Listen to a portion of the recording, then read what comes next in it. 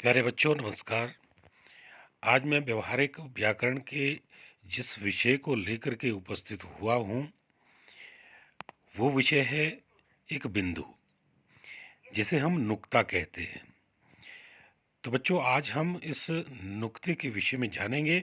आप मेरे साथ इस वीडियो के अंत तक बने रहिए और जिन बच्चों ने मेरे इस चैनल को सब्सक्राइब नहीं किया है वो सब्सक्राइब अवश्य कर लें और यदि वीडियो आपको अच्छा लगे तो लाइक भी कर लें।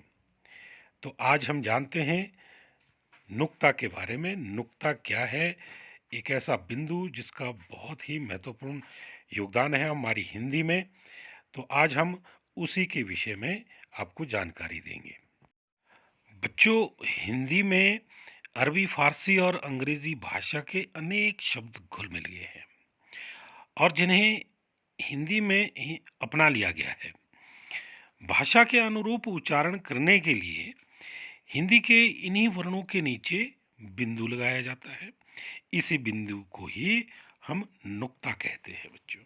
अतः हम कह सकते हैं कि यथास्थान नुक्ते का प्रयोग उच्चारण की शुद्धता के साथ साथ अर्थ की अभिव्यक्ति के लिए भी आवश्यक है। भाषा लिख लीजिए।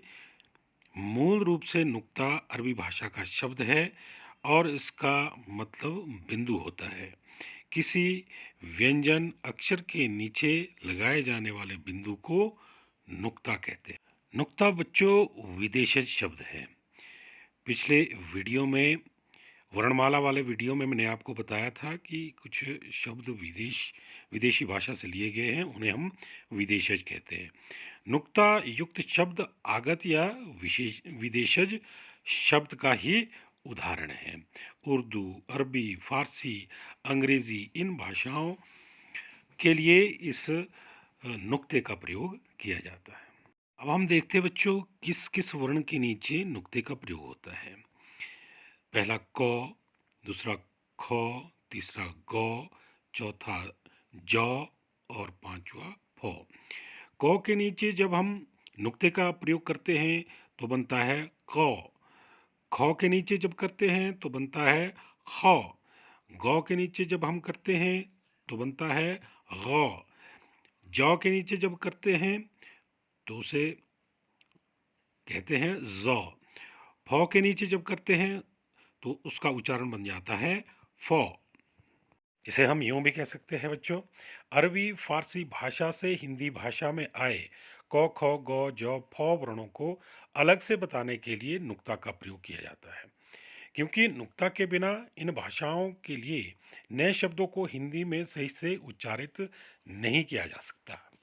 अब हम देखते हैं कि नुक्ता लगाने से किस प्रकार से अर्थ में परिवर्तन आ जाता है। देखो बच्चों, हमने लिखा है ज़रा, जिसमें जौ में बिंदी लगी है, नुक्ता लगा है, जौ का बन गया ज। ज़रा, ज़रा का अर्थ होता है थोड़ा। अगर हम इसमें नुक्ता नहीं लगाएंगे फिर बनता है जरा। जरा होता है बुढ़ापा और ज़रा होता है थोड़ा। उसी प्रकार नीचे दिया गया है फन। फन होता है कौशल और फन, फन होता है सांप का आगे का मुंह का भाग। सजा, सजा क्या होता है बच्चों? दंड। और सजा, सजा क्या होता है? सजाना। तेज क्या होता है? तेज, तेज होता है द्रुत अर्थात तीव्र। और तेज क्या होता है? तेज होती है चमक, जैसे चेहरे का तेज। राज क्या होता है बच्चों? राज होता है रहस्य। और राज क्या होता है? राज होता है शासन। अब हम बारी बारी से इन वर्णों से बने शब्दों को पढ़ेंगे। जैसे क, ख अंग्रेजी में इसको क्यू की तरह लिखा जाता है और उदाहरण है काजी, कायदा, ऐसर, तारिक, कुतुब, इराक। अब है ख, के एच से इसको अंग्रेजी में लिखते हैं, जैसे खान, अख्तर, बख्त, खुशबू, खादिम। है ग, जी एच से इसको अंग्रेजी में लिखा जाता है। इसके उदाहरण हैं गुलाम, गजनफर, गौस, गालिब, गज़ल, असगर। अब है ज़, अंग्रेज़ी के ज़ेड की तरह इसका उच्चारण होता है। उदाहरण है ज़ैन, ज़ोहरा, ज़ुल्फ़िकार, हज़रत, अज़हर, मुज़फ़्फ़र। है फ़, अंग्रेज़ी में एफ की तरह इसका उच्चारण होता है। इसके उदाहरण हैं अफरोज़, फिरदौस, फसीह, फ़िज़ा, फ़ैज़ल, तुफ़ैल। जो नुक्ता संस्कृत या हिंदी के मूल शब्दों में नहीं लगता, क्योंकि संस्कृत या हिंदी में वैसी ध्वनियाँ है ही नहीं। मगर हाँ, ड़ और ढ़ में हम जिस प्रकार बिंदियों का इस्तेमाल करते हैं उसके विषय में भी आपको थोड़ा बता देता हूँ। जैसा आप देख रहे हैं, पहले लिखा है ड और ढ। ड के नीचे जब हम बिंदी लगाते हैं तो ये ड़ बन जाता है। ढ के नीचे जब हम बिंदी लगाते हैं तो ये ढ बन जाता है। ड, ढ, ड़, ढ। इसका उच्चारण ठीक से आपको आ जाना चाहिए। अक्सर बच्चे इसके उच्चारण में भी और उसके लेखन में भी गलती कर जाते हैं, जिसके जिसके कारण अर्थ परिवर्तन हो जाता है। और ड़ का किस प्रकार शब्दों में इस्तेमाल किया जाता है और उसका उच्चारण कैसे होता है, ये जान लेते हैं। ड से डरना, डाल, डंडा, डेरा। ड़ से खिड़की, घड़ी, बड़ा, पेड़। इसी प्रकार ढ और ढ़, ढ और ढ। ढ से ढोलक, ढेर, ढोलका, ढक्कन इत्यादि शब्द बनते हैं। जैसे ढ़ से पढ़ाई, चढ़ाई, सीढ़ी, बढ़ई इत्यादि शब्द बनते हैं और इसका उच्चारण अलग अलग है। एक रोचक तथ्य और है बच्चों, ड और ढ यह व्यंजन हमेशा शब्द के शुरुआत में आते हैं। हमेशा तो हम नहीं कह सकते, लेकिन अक्सर देखा गया है कि ये शुरुआत में ही आते हैं।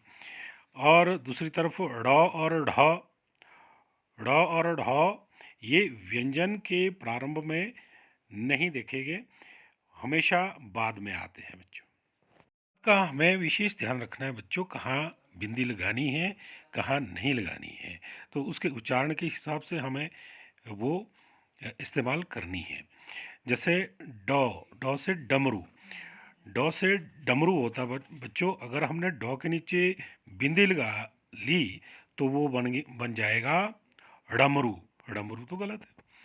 तो उसी प्रकार ढोलक, ढ से बना ढोलक। ढोलक के नीचे यदि हमने बिंदी लगा ली तो ढोलक बन गया, जो गलत है। उसी प्रकार ड़ और ढ की जगह अगर हम ड और ढ लिख लेंगे तो वही गलती हो जाएगी। जैसे हमने लिखना है खिड़की, इसमें हमारे को बिंदी लगानी पड़ेगी। अगर हमने बिंदी नहीं लगाई तो वो बन जाएगा खिड़की, जो गलत है। उसी प्रकार पढ़ाई, पढ़ाई में बिंदी लगानी पड़ेगी, तब जाके ढ बना पढ़ाई। अगर हम बिंदी नहीं लगाएंगे तो क्या बन जाएगा पढ़ाई, पढ़ाई, पढ़ाई तो गलत है। तो इस प्रकार ये जो बारीक चीज़ें हैं, छोटी छोटी चीज़ें हैं, लेकिन बहुत महत्व की चीज़ें हैं। तो आपको इन सब जानकारियों को ओ, जानना है और ये आवश्यक है बच्चों। हिंदी एक ऐसी भाषा है जो वैज्ञानिक भाषा है और इसमें जिस प्रकार से हम बोलते हैं उसी तरह से लिखने का प्रयास करते हैं। इसी तरह से इसीलिए नुक्ते का इसमें इस्तेमाल किया जाता है। क, ख, क, ख, ग, ज़, फ।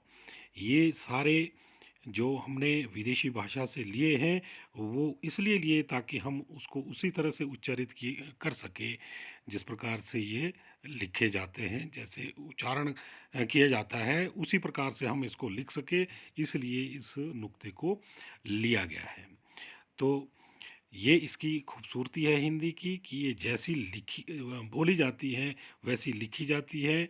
हर ध्वनि के लिए यहाँ पर अलग से वर्ण बने हुए हैं और मात्राएं हैं, इसलिए ये और भाषाओं से भिन्न भाषा है।